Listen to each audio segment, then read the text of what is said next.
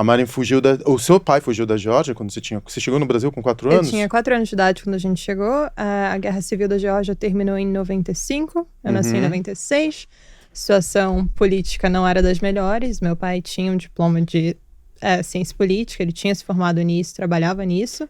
Ele tinha um diploma de ciência política? Sim. Você leu a tese dele? Não, nunca li. Você nunca leu a tese dele? Sabe que ninguém nunca me abre muito, assim, sobre o passado do meu pai, da minha família? Que engraçado. Desculpa, não quero interromper a tua fala, mas meu pai e meu avô são comunistas, né? Meu pai foi comunista, meu avô foi dirigente do Partido Comunista, e essa parte da vida deles é muito nebulosa. É engraçado, né? Teu pai era comunista? Tem algo ou não, comum. ele fugiu do regime?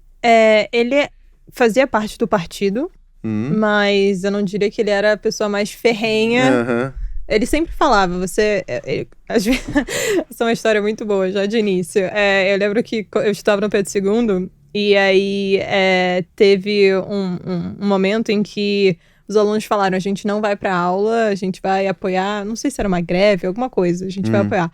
Aí eu falei, pai, eu adoro estudar, o que eu faço? Tipo, eu não vou fazer a greve, tipo, eu não vou não ir pra aula, não vou matar a aula. Não, eu acho que era matar a aula. Eu falei, eu não vou matar a aula. Ele falou assim, você tem que fazer o que a maioria gostaria de fazer, porque nesses momentos não deve ser do contra. Então, meu pai tinha muito essa mentalidade muito prática nas decisões dele.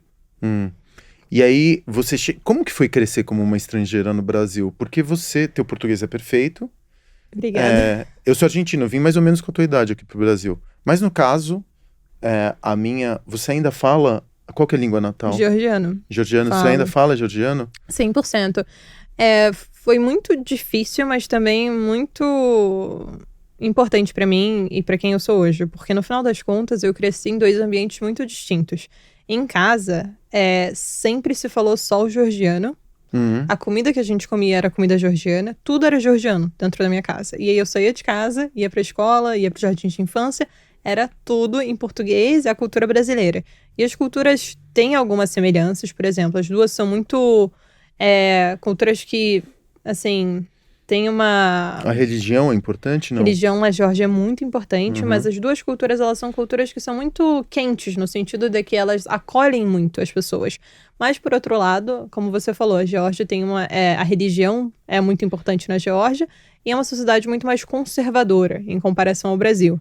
Então, por exemplo, se eu não me engano, até 2008, você não podia beijar na rua, na Geórgia. Era proibido fazer isso, demonstração de afeto desse tipo na rua. E assim, eu lembro que durante o carnaval, minha mãe tampava os meus olhos quando eu saía na rua, que ela falava, meu Deus, que obscenidade, assim. Mas foi engraçado porque desde o início eu comecei a questionar muito as coisas que me eram passadas, tanto fora de casa quanto dentro. Porque eu não conseguia entender qual das duas coisas eram verdade, né? Então eu comecei esse senso crítico de questionar as coisas ao meu redor muito cedo. Porque eu já entendia que não existe uma verdade única. Isso foi muito fundamental para minha criação. Mas com certeza foi muito desafiador, porque querendo ou não, eu não me considerava brasileira nem georgiana. Essa é uma questão muito fundamental que eu aprendi muito tarde. A gente tem uma cultura, aqui na cultura ocidental, a gente valoriza muito a verdade. Sim. Né? A gente pune a mentira, a mentira é algo sujo. E é muito interessante questionar, assim, o que é ficção, o que é uma história, o que é uma mentira. E como não existe a verdade que a gente tanto coloca num pedestal, ela não existe, né? Porque acho que essa verdade só tá na moral da religião. Aqui pra baixo são pedaços de versões de opinião, entendeu? Que fazem às vezes de verdade. Hoje em dia eu já... Uma coisa que eu até tava falando ontem com a minha filha, eu falei, filha, eu não tô mais interessado em ter razão ou ser dono da verdade. Eu tô interessado agora em não brigar. Então vamos tentar encontrar um ponto comum aqui de diálogo pra gente construir a partir disso alguma coisa. Tá, mas antes que eu comece a filosofar de botequim, fazer filosofia de botequim, a gente já tava brisando antes de começar essa gravação. Você vem, então, e estuda no Dom Pedro I? Eu vou pro Pedro Ernesto I, que é uma escola municipal.